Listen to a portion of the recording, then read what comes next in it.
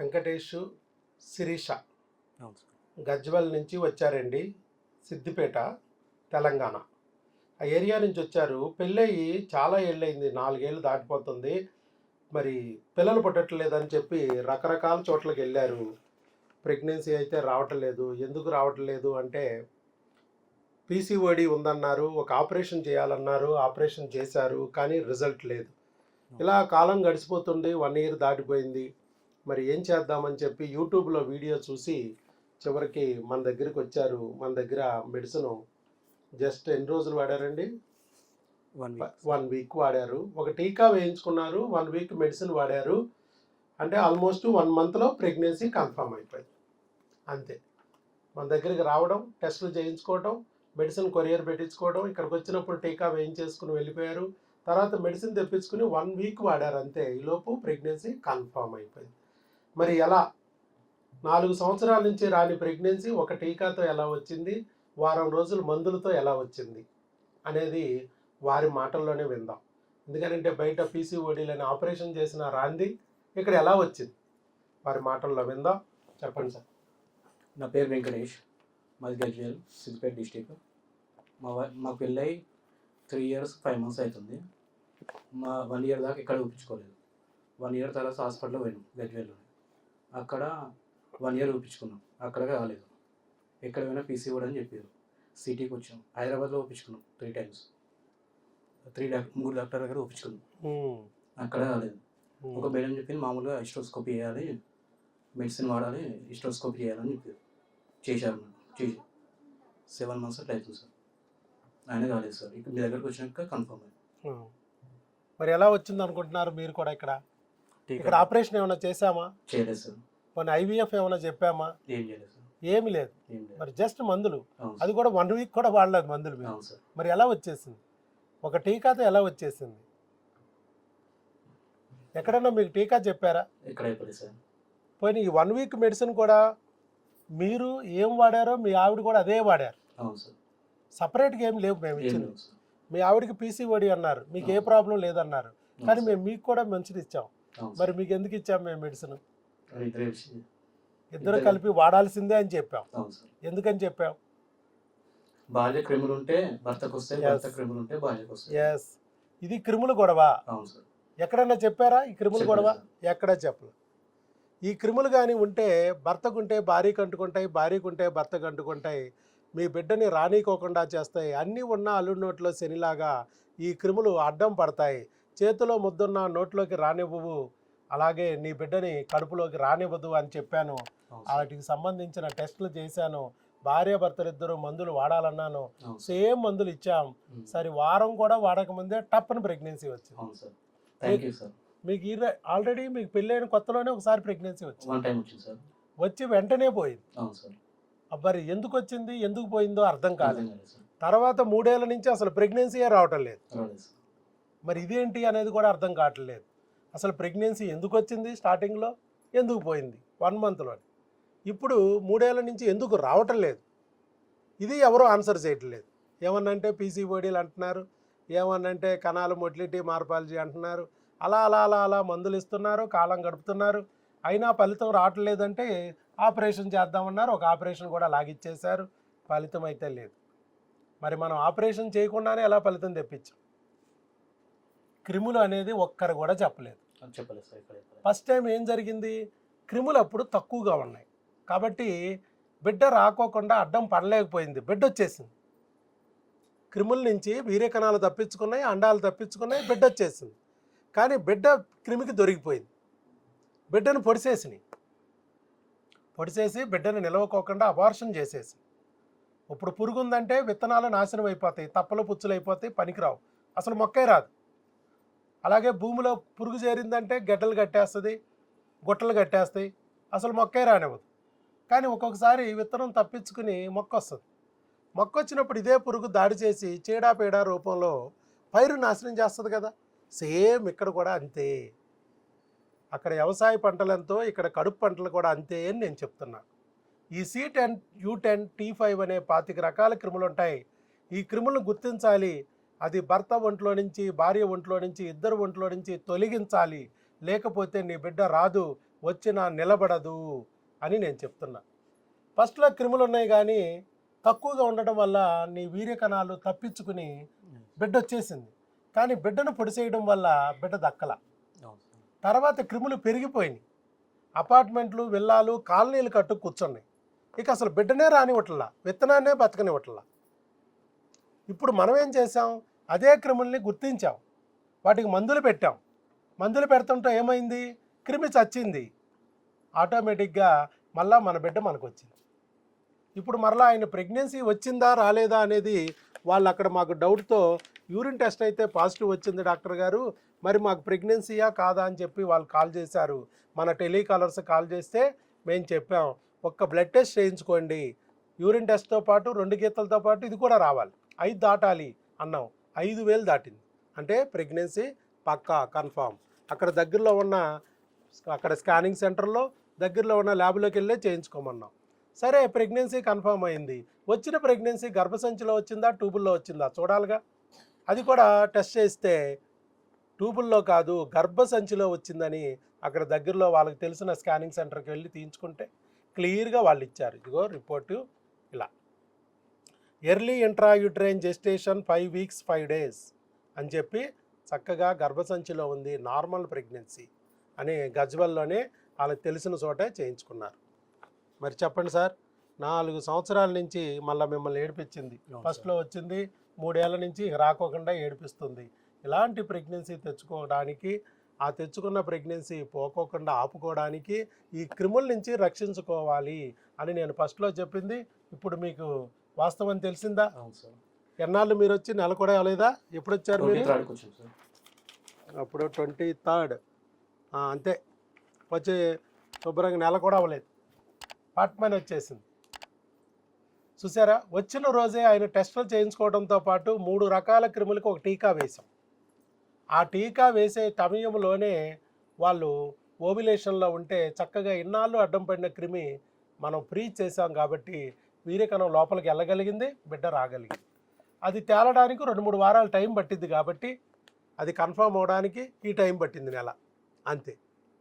So అర్థమైందా? ఆ సైతాను కూడా ఉంటాడు, శనిగాడు ఉంటాడు, ఆ శనిగాడు మనల్ని అడ్డం పడతా ఉంటాడు అని చెప్పింది మీకు ఇప్పుడు వాస్తవమై కనపడింది. ఆ రోజు 1 గంట కూర్చోబెట్టి చెప్పాను క్రిముల గురించి. ప్రపంచంలో ఏ డాక్టరు మీకు ఈ క్రిముల గురించి ఒక్కడు కూడా చెప్పట్లేదు. అసలు టీకా అనేది ఏ డాక్టరు వేయట్లేదు. పిల్లలు పుట్టకపోవడానికి కారణం క్రిములు ఉంటాయి, వాటికి టీకా వేయించుకోవాలి అనే విషయం కూడా ఏ డాక్టర్ చెప్పట్లేదు. ప్రపంచంలోనే చెప్పడం లేదు. ఆంధ్ర తెలంగాణ కాదు, ఎక్కడ పోయినా మా భార్యకే టెస్టులు చేస్తుండే, ఆమెకే వస్తుండే. పోయిన పిల్లలు 5,000, 6,000, 10,000. కేవలం భార్యలకే టెస్టులు చేస్తారు, భార్యలకే మందులు ఇస్తారు, సంచులు మందులు ఇస్తారు, కానీ భర్తను పట్టించుకోరు. క్రిమి భార్యకు ఉంటే భర్తకు అంటుకుపోద్ది, భర్తకు ఉంటే భార్యకు అంటుకుపోద్ది. క్రిముల్ని ఇద్దరి నుంచి కడిగేయాలి అని చెప్పాం. ఆవిడ హార్మోన్ సమస్య అన్నారు, పీసీఓడి అన్నారు. మనం ఏం చేసాం, హార్మోన్కి ఇంకా బిల్లలు ఇవ్వలేదు. 4 నెలల కోర్సు, 2 నెలలు క్రిములు, 2 నెలల హార్మోన్లు. ఇంకా హార్మోన్ల కోర్సు స్టార్టే చేయలేదు. క్రిములకు వాడగానే క్రిములు 2 నెలల్లో కూడా 1 నెల కూడా అవ్వలేదు, వారానికే ప్రెగ్నెన్సీ వచ్చింది. అంటే 3 క్రిములేమో టీకా, 1 క్రిమికి 2 క్రిములకో బహుశా మందులు అయి ఉంటాయి అంతే. అంటే ఆ 3-4 క్రిములే మిమ్మల్ని అడ్డం పడిపోయినాయి అన్నాళ్ళు. మనం ఇచ్చే మెడిసిన్ కూడా ఎలా ఉంటుందంటే టాప్ మోస్ట్ హార్మ్ఫుల్ క్రిమి ఫస్ట్ వస్తాయి, తర్వాత 2nd, తర్వాత 3rd, తర్వాత 4th అలా ఇచ్చుకుంటూ వెళ్తాం. ఎన్ని క్రిములు ఉంటే అన్నిటికీ మెడిసిన్ ఉంటాయి. 1 by 1 మీరు వాడిస్తూ ఉంటాం. అది నెల పట్టచ్చు, 2 నెలలు పట్టచ్చు, ఎన్నాళ్ళైనా పట్టచ్చు. ఆ క్రిములకి మెడిసిన్ అనేది భార్యాభర్తలు ఇద్దరు ఒకేసారి స్టార్ట్ చేయాలి, ఒకేసారి ఎండ్ చేయాలన్నాం. అలాగే వాళ్ళు వాడారు, ఫలితం వచ్చేసింది. కాకపోతే ఇంకా మిగతా క్రిములు ఉన్నాయి, మిగతా హార్మోన్ల సమస్య ఉంది. మరి అవి వదిలేసినాయి అంటే మళ్ళీ బిడ్డ వదిలేస్తుంది. ఆ క్రిములు మళ్ళీ బిడ్డని దాడి చేయకోకుండా, డ్యామేజ్ చేయకుండా ఆ బిడ్డని కాపాడుకోవడానికి మరలా ఇక్కడికి రమ్మన్నాం. భార్య రావాలంటే ఇబ్బంది కాబట్టి భర్త వచ్చి ఆ మెడిసిన్ తీసుకెళ్ళమని చెప్పామన్నమాట. అందుకే ఆయన వచ్చారు.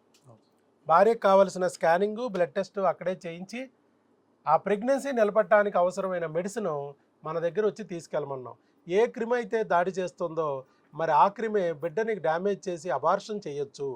ఇన్నాళ్ళు బిడ్డే రాకుండా చేసింది, ఇప్పుడు వచ్చిన బిడ్డను కూడా పొడిసేయగలదు. మరి బిడ్డని రక్షించడానికి మనం మెడిసిన్ పెట్టాలి. ఒక రక్షణ కంచె లాంటి మెడిసిన్ ఇవ్వాలి. ఈ క్రిముల పద్మవ్యూహం తెలిసిన డాక్టరు ఈ ప్రపంచంలో డాక్టర్ వైఎస్ బాబు మాత్రమే. ఆయన మాత్రమే కదా ఇప్పుడు నీకు ఇచ్చింది. అవును సార్. అందుకే ఎక్కడికే రావాలి, ఆయన దగ్గరికే వెళ్ళి ఆ బిడ్డను కూడా నిలబెట్టుకోవాలి అనే ఉద్దేశంతో ఆయన వచ్చారు. 5 నెలల వరకు మనం మెడిసిన్ ఇస్తాం. ప్రెగ్నెన్సీ వచ్చిన 5 నెలలు, 3 నెలలు అబార్షన్ అయ్యేది 80%. 4వ నెల 5వ నెల అవకరాలు వచ్చేస్తాయి. అందుకని ఈ 5 నెలలు మాత్రం మన దగ్గరే మెడిసిన్ వాడాలి. భర్త వచ్చి ఆ మెడిసిన్ తీసుకెళ్ళొచ్చు. ఏం స్కాన్ కావాలి, ఏ బ్లడ్ టెస్టులు కావాలి, మేము వాట్సాప్ ద్వారా టెలికాలర్ ద్వారా మీకు తెలియజేస్తాం. అక్కడే ఆ టెస్టులు చేయించేసి ఆ రిపోర్ట్లు తీసుకొచ్చి భర్త వచ్చి మెడిసిన్ తీసుకెళ్ళమంటున్నాం. అందుకు వచ్చారు. సో ఏది ఏమైనా శిరీష గారు, వెంకటేష్ గారు గజ్వెల్ నుంచి పోతే ఛార్జీలు వస్తే ప్రెగ్నెన్సీ అని ఇంత దూరం మనల్ని నమ్మొచ్చారు. ఏ దేవుడు తీసుకొచ్చారు? దుర్గమ్మ తల్లి. దుర్గమ్మను కూడా దర్శనం చేసుకున్నారు ఆ రోజు వచ్చినప్పుడు. కొండ మీద దుర్గమ్మ, కొండ కింద డాక్టర్ వైఎస్ బాబు, ఇద్దరిని దర్శనం చేసుకున్నారు. పని అయిపోయింది. ఆవిడ దారి చూపించిద్ది, ఈ డాక్టర్ కూడా దారి చూపిస్తాడు. ఆవిడ డైరెక్ట్గా వచ్చి చేతిలో బిడ్డని పెట్టలేక ఈ వైద్యో నారాయణో హరి నా ద్వారా ఆ బిడ్డని చేతిలో పెడతారు. ఇది ఏది ఏమైనా ఏదో ఒక దేవుణ్ణి నమ్మాలి అని చెప్పాను నేను. అటు వెంకటేశ్వర స్వామిని నమ్ముతారా, దుర్గమ్మని నమ్ముతారా, అల్లాని నమ్ముతారా, యేసయ్యని నమ్ముతారా, మీ ఇష్టం. ఒక దేవుణ్ణి నమ్మితే ఆ దెయ్యం వదిలిద్ది, మన కష్టాలు పోతాయి, మన బిడ్డ మన చేతిలోకి వస్తుందని ఎప్పటి నుంచో చెప్తున్నాను. ఏదైనా కానీ ఇప్పటికీ ఆ దేవుడు కరుణించి ఈనాటికి వాళ్ళ కన్నీళ్లు తురగడానికి ఆ బిడ్డని కడుపులో తీసుకొచ్చారు. ఇప్పుడు ఆ బిడ్డని రక్షించుకోవడం మన పని. కాబట్టి దానికోసమే ఒక బుక్ ఇస్తున్నాను నేను. ఫస్ట్లో మీరు అమ్మా నాన్న కాగలరని ఒక బుక్ ఇచ్చాం. అది మీ బిడ్డ ప్రెగ్నెన్సీ రావటం వరకు ఏం చేయాలి, ఏం తినాలి, ఎలా ఉండాలి అది చెప్తుంది.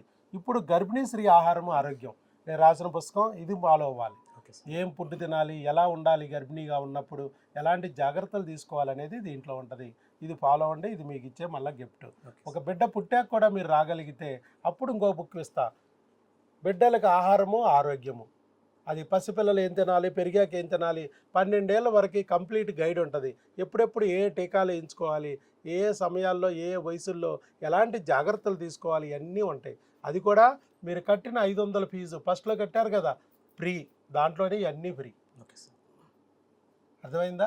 కాబట్టి ఇలా మనం ఆ రోజు ఏమైతే చెప్పామో అదే ఈరోజు మీకు కూడా.